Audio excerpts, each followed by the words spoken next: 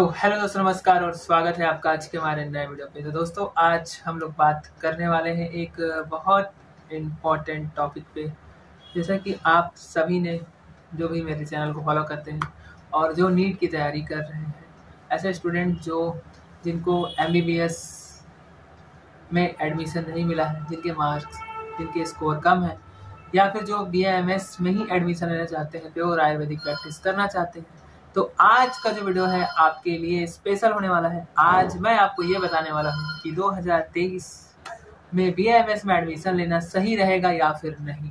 दोस्तों, मैंने 2010 में एडमिशन लिया था बेंगलोर में राजीव गांधी यूनिवर्सिटी में, और 2010 से लेके 2015 में मेरा बीएएमएस कंप्लीट हो गया था। और प्रैक्टिस करते हुए मैं सेकेंड ईयर से प्रैक्टिस कर रहा हूँ 2013 से, तो आज 2023, तो वही 10-11 साल मुझे प्रैक्टिस करते हुए हो गया है बीएएमएस करने के बाद।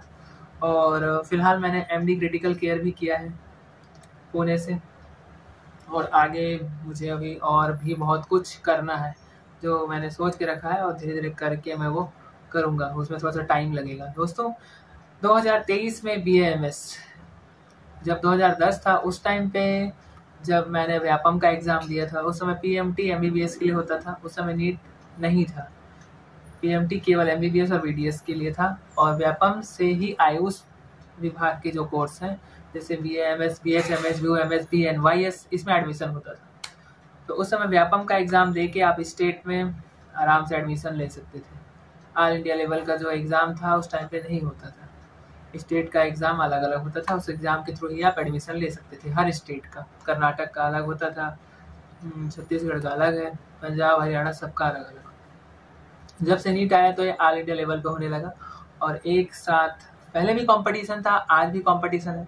बट पहले क्या था, लोग इस कोर्स के बारे में जानते नहीं थे, और आज भी लोग, बहुत सारे ऐसे स्टूडेंट हैं जो बीएमएस के बारे में पूरा जानकारी नहीं रखते हैं।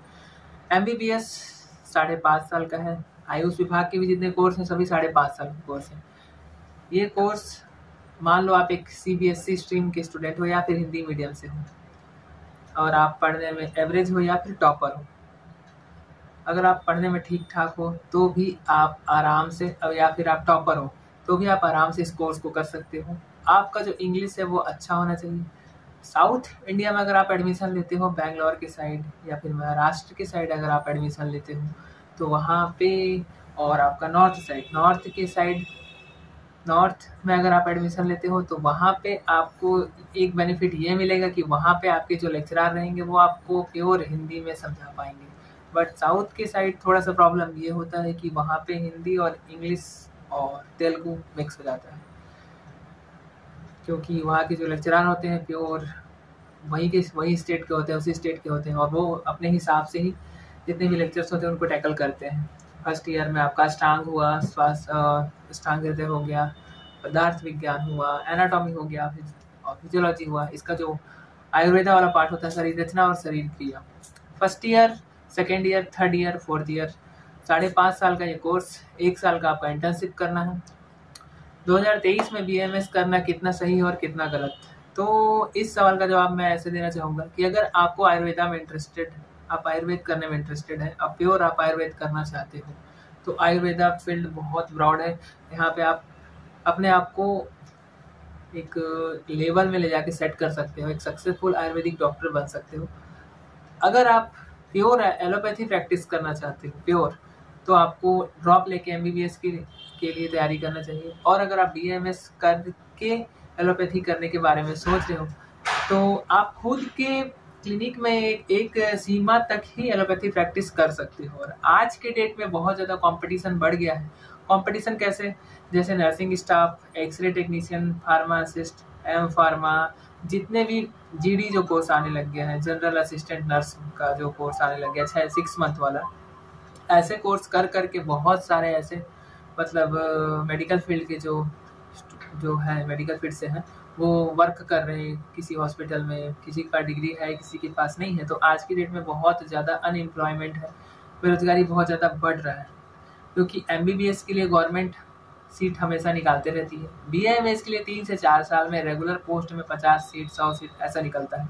नॉन रेगुलर पोस्ट में भी बहुत कम सीटें निकलती हैं। छत्तीसगढ़ में तो ज़्यादा सीट नहीं निकलता है। राजस्थान में, हरियाणा और पंजाब में आपको बहुत सारा सीट देखने के लिए मिल जाएगा, वहाँ पे निकलता है। बट उसका भी सैलरी कुछ खास नहीं रहता है। रेगुलर पोस्ट का ही सैलरी ठीक ठाक होता है, 55 से 56 हज़ार रुपये। अगर आप छत्तीसगढ़ से हो तो ये समझ लो कि आप यहाँ एग्ज़ाम देते हो नीट का, और यहाँ से अगर आप BA-MS कर रहे हो तो यहाँ पे भी BA-MS का वैकेंसी बहुत कम निकलता है। 3-4 साल में बहुत 4-5 वैकेंसी ही निकलता है, 6-7, जो RBS के और NRHM के अंतर्गत रहता है, या फिर मोबाइल मेडिकल यूनिट जो गवर्नमेंट के द्वारा चल रहा है। उसमें भी सैलरी कुछ खास नहीं है, 30-32 हज़ार रुपये है। और आपका NHM में भी वैसे ही है, और RBS के भी वैसे स्टार्टिंग में 25-30 हज़ार है। धीरे धीरे करके वो 10-15 साल में 40-45 हज़ार होगा। अब प्रॉब्लम कहाँ पे फंसता है, जब आप एडमिशन ले लेते हो। एडमिशन के बाद जब इस कोर्स को आप कंप्लीट कर लेते हो, पूरा कोर्स कंप्लीट होने तक तो आपको ये लगता रहेगा नहीं, इस कोर्स को मैंने कर लिया। जैसे कि MBBS करने के बाद लोगों को तुरंत से जॉब मिलता है, वैसे ही BAMS करने के बाद आपको स्ट्रगल करना पड़ सकता है। क्योंकि इंडिया में बहुत सारे ऐसे कॉलेज हैं BAMS जहाँ से हो तो रहा है, बट वहाँ पे ढंग के हॉस्पिटल नहीं है, लैब नहीं है, वहाँ पे बच्चों को डाइसेक्शन नहीं सिखाया जाता है, डेड बॉडीज नहीं है, कुछ पता ही नहीं चल रहा है। एडमिशन ले ली है, थ्योरी बस पढ़े जा रहे हैं, एग्जाम दे रहे हैं। 5.5 साल तक आपने पढ़ लिया। पढ़ने के बाद आपको फिर 2-3 साल और स्ट्रगल करना पड़ेगा, घिसना पड़ेगा, मेहनत करना पड़ेगा, तभी आप एक अच्छे मुकाम पे पहुंच पाओगे। ये इतना आसान रास्ता नहीं है। अगर आप सोच रहे हो कि BAMS करना है और उसके बाद प्रैक्टिस करना है, खुद का सेल्फ प्रैक्टिस करना है, तो फिर और ये हार्ड हो जाएगा। आपका एरिया कैसा है, वहाँ पे कितने डॉक्टर्स हैं, सब मायने रखता है। किस एरिया में आपने क्लिनिक खोला, हॉस्पिटल खोला, आपका बैकग्राउंड हॉस्पिटल से रिलेटेड है या फिर नहीं है। आप अपने घर में सिंगल डॉक्टर हो तो आप स्ट्रगल करने के लिए रेडी रहना, क्योंकि क्लिनिक अगर खोलते हो तो, क्योंकि जितने पैसे में आप इलाज करोगे उतने से कम पैसे में बहुत सारे जो स्टाफ है, दूसरे फील्ड के जो स्टाफ है, नर्सिंग के, एक्सरे के, जिनको थोड़ा बहुत एक्सपीरियंस है, वो उतना इलाज कर देंगे। अगर आप प्योर एलोपैथी करने के बारे में सोच रहे हो तो इसलिए अपने हाथ में आयुर्वेदा जरूर रखो, क्योंकि आयुर्वेद से ही आप आगे बढ़ सकते हो। प्योर आयुर्वेदा अगर आपको करना है तो आप साउथ में चले जाओ, बैंगलोर में या फिर केरला में। केरला में आपको प्योर आयुर्वेदिक, केरला आयुर्वेद का सेंटर है, वहाँ पे जाके आप एडमिशन ले सकते हो। पंचकर्मा में 5 टाइप का जो प्रोसीजर होता है बॉडी को प्योरिफिकेशन करने के लिए किया जाता है। ये कोर्स करने के बाद आप नॉर्थ में आके खुद का पंचकर्मा सेंटर करके खोल के ऐसे ऐसे पेशेंट्स ठीक कर सकते हो जो एलोपैथी मेडिसिन से ठीक नहीं हो रहे, जैसे सोरियोसिस वाले, और आपका स्किन डिजीज वाले, लेप्रोसी वाले, कुष्ठ वाले, और बहुत सारे प्रॉब्लम को आप एक साथ सॉल्व कर सकते हो पंचकर्मा से। तो सबसे इंटरेस्टिंग चीज ये है, अगर आज मैं बोलूं कि आप एडमिशन ले लो, अगर आप मेरा बात मानते हो तो बिल्कुल आप मत मानना, क्योंकि आपका खुद का डिसीजन क्लियर होना चाहिए कि आप क्या करना चाहते हो। अगर आप क्लियर हो तो बाकी सब क्लियर है। क्योंकि अगर एक बार एडमिशन आपने ले लिया और उसके बाद फिर आप पछताओगे कि इस कोर्स में मैंने एडमिशन क्यों ले लिया, 1-2 साल ड्रॉप ले लेना चाहिए था, ये कर लेना चाहिए था, वो कर लेना चाहिए था। परेशान होने से अच्छा आप सोच समझ के डिसीजन लो और उसके बाद ही एडमिशन लेना। क्योंकि आपके घर वाले मिडिल क्लास फैमिली से अगर आप बिलोंग करते हो, 20 से 25 लाख रुपए आपका लगेगा, और पैसा लग जाने के बाद फिर जानते हो रिटर्न भी नहीं होता है, एडमिशन कैंसिल नहीं होता। कैंसिल करोगे तो जितना फीस आप जमा करे रहोगे 5-10 लाख, वो सब चला जाएगा, और पूरा फीस भी पे करना होता है। बहुत सारे स्टूडेंट मुझसे ये पूछते हैं कि लोन ले लेके एजुकेशन लोन ले लें, घर में बस 20-30 हज़ार कमाने वाले ही हैं, उनके फादर हैं जैसे एग्जाम्पल के लिए, या फिर मदर है, 10-15 हज़ार जब आप लोन में ही पे करोगे तो घर कैसे चलेगा। वो सब सोच समझ के आप करना, क्योंकि आज के डेट में देखो, एक होड़ के पीछे मत भागो, भीड़ चला जा रहा है, उस भीड़ के पीछे भेड़िए जैसे मत लगो। आप लोग सोच समझ के डिसीजन लो, क्या करना है क्या नहीं करना है। क्योंकि इस कोर्स को करने के तुरंत बाद आपको 10-15 हज़ार से ज़्यादा नहीं मिलने वाला, जस्ट तुरंत बाद।